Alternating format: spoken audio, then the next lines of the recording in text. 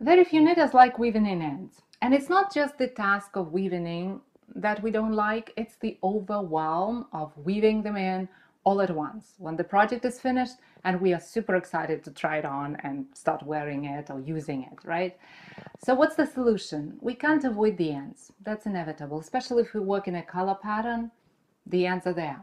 But if we weave them in one by one as they appear, then at the end of the work, the task is not so big. You just have one end to weave in and that's it, you're done. Let's see how we can do it.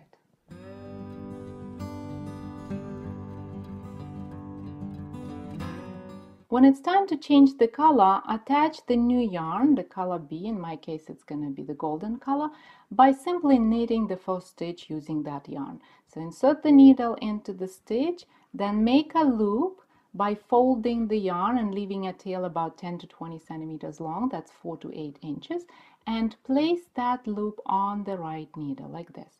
And pull it through. That's it. That's how we attach the yarn. Now let go of the tail in color B. You can even hold it with the needle so it doesn't get in the way. And we're gonna use these two strands to hide the strand in color A to weave it in. And there is no need to cut it yet because we're gonna cut it later on when we hide it already. Then we would know the length of the tail and we would avoid guesstimating the length of the tail, right? Before we start weaving in ends, it is important to make sure that the first stitches look good. So as you see, the last stitch worked in color A is a bit loopy. So before we start hiding the tails, let's adjust it. Pull on this yarn to make the stitch a nice size, let's say. So it's going to be the same size approximately as all the other stitches and not too big. So before we hide the tails, adjust the size of the stitch. Now take these two yarns, take these two strands, and twist them to the left like this. You may twist them twice so that you get the working yarn. Now that you twisted the yarns, then take the working yarn, and you can use right hand or left hand. So I'm going to show you how to do it the English way in a moment, and work the next stitch. That's it. Now take these yarns and twist them to the right this time. And again, pick up the working yarn and work the next stitch. And you can do it, like I said, using the English way of knitting. So you twist the yarns to the left first, then insert the needle into the stitch, pick the working yarn, wrap it, and then make a stitch. And then twist them to the right, and you can use your right hand for that. I'm just using left hand because I'm mostly knitting continental. So the key is twist the yarns, pick the working yarn, and then knit a stitch or purl it. It doesn't really matter. Just like this.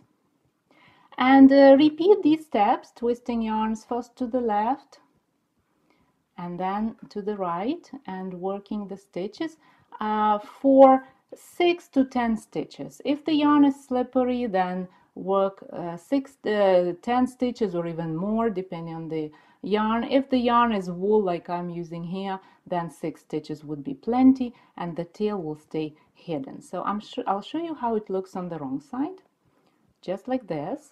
It doesn't add bulk, which is awesome.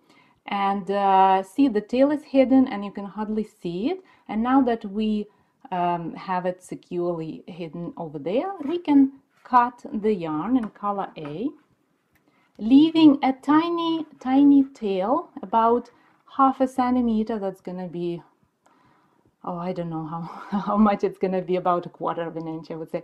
So it's about half a centimeter like this, a tiny tail. You can trim it really close to the fabric, but I usually don't do that because when you start wearing the project, whatever you're making, then the tail could just get out of the hidden hiding spot, and then you could see it maybe even on the right side. So to avoid that, leave a tiny itty bitty tail over here, and then it will stay put.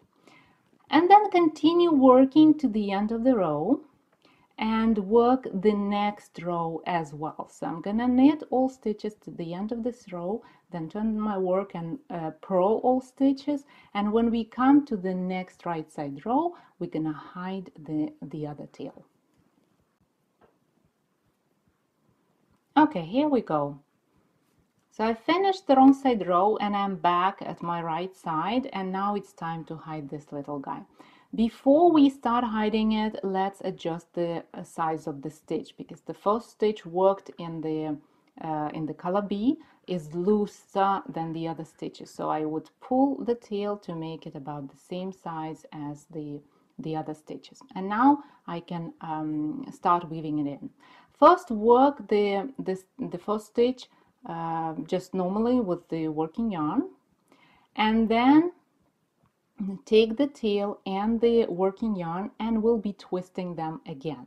So first we'll twist them to the left and then let go of the tail and pick the working yarn and work the next stitch, and then we'll twist them to the right and again pick the working yarn. And like with the other tail, you can do it using English way or continental. It doesn't really matter, and you do it for 6 to 10 stitches depending on how slippery the yarn is. And then here we go. I think I'm done with this tail, and then you turn your work and trim the tail, leaving a tiny tail, or you can trim it just as close as you can, but I prefer to leave a tiny tail. In fact, you can trim those tails later on. You can just leave it hanging, but I prefer to trim it right away just to enjoy how it looks, so that my project is all nice and finished and there are no tails hanging.